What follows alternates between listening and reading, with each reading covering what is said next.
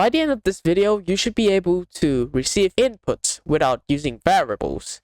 Hi, my name is Consection, and today I'll tell you how to use inputs by receiving information with inputs. But before we get started, let me show you guys how to solve this challenge from last episode. So we are given two variables. As you know, we are given score1 and score2. So how do we do this? Well, it's very simple. How do we do this is basically we have to accept two scores. So score1 and score2. So let's use the example, score1 being 70 and score2 is being 95. Alright, so simple enough. We have that. So what do we do next? We want to print out the score of score1. So by using that, we can use the if-else condition. So if score1 is greater than or equal to 90, then we want to print out you are accepted into honors program. Let me do score1 just to be safe. Then we can put else. So this one is not accepted into honors program. Alright, simple enough. So let me duplicate this for score2.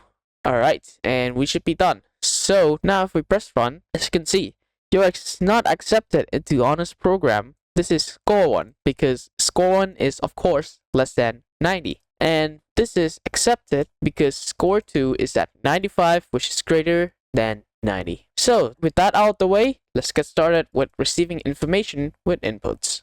Alright, so as you know that last episode we have variables. So we already know that if we put in stuffs into variables, let's say number being 9, right? So if we want to print out the number is 9, then what we have to do is number is bracket number. Now this is kind of okay, it's not that tedious, but we can do better. Instead of using variables here, what if instead of this we can safely just put things inside the terminal itself? So normally this should output number is 9, but what if instead of this we do this number and then we ask for the input? So we put things into here. Let's say number is x, so then we print out the number is x instead of this. So we do not need to directly edit things within the code. Now we can basically put things inside the terminal. So when we put things inside the terminal, it will just process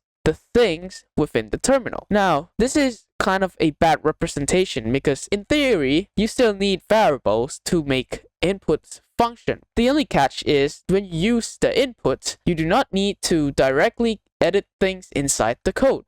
So that is a great thing because you can basically just not hard code your things inside here. And if you didn't know yet, when you hard code something, in theory, it's a very bad practice within coding. So in a good representation within VS Code, we can basically make a program out of it. So today's keyword that you need to learn is called input, this specific thing. So let's say we want to get numbers as I represent here. We want to get the number right here and we want to print out the number. So that is simple. What we can do is we can ask for the number. So let's make a variable called number and we can ask for the input. So we type in inputs. Now if you read carefully, when we have an input, we can have a message inside here. So we want to have number and colon. So what we can do is just number. Now, normally this thing will basically give you an input bar right here and you can type random things in. So now we want to also print out the number. So let's print a number.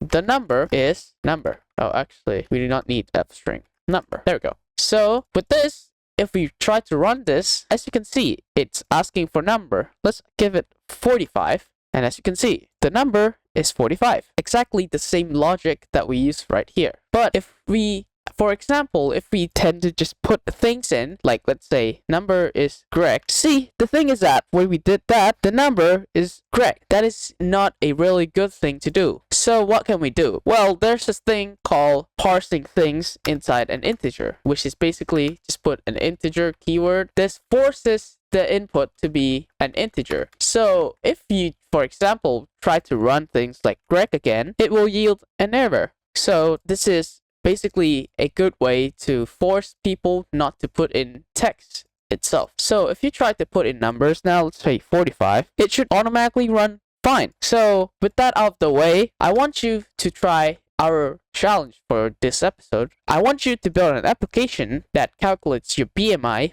based on your height and weight, in which you must ask for the input of your height and weight. So here's the formula. The formula of BMI is basically weight in kilograms divided by height in meters. So let's say 170 centimeters, then you have to put in 1.7. So we have weight in kilograms divided by height in meter squared. Alright, so how do we do this? Now, you see here, that's the formula you need. So that's the variable right there. Alright, so you want to ask the user for your height in meters, which in this case is 1.7 meters, so you don't put meters here. And you want to put your weight in kilograms, so you put in 64. So what it has to do is the BMI variable will have to do 64 divided by 1.7 squared. And you should output the BMI variable out. So in this case, when we put this into the calculator, it should give you 22.14. That is it for this episode.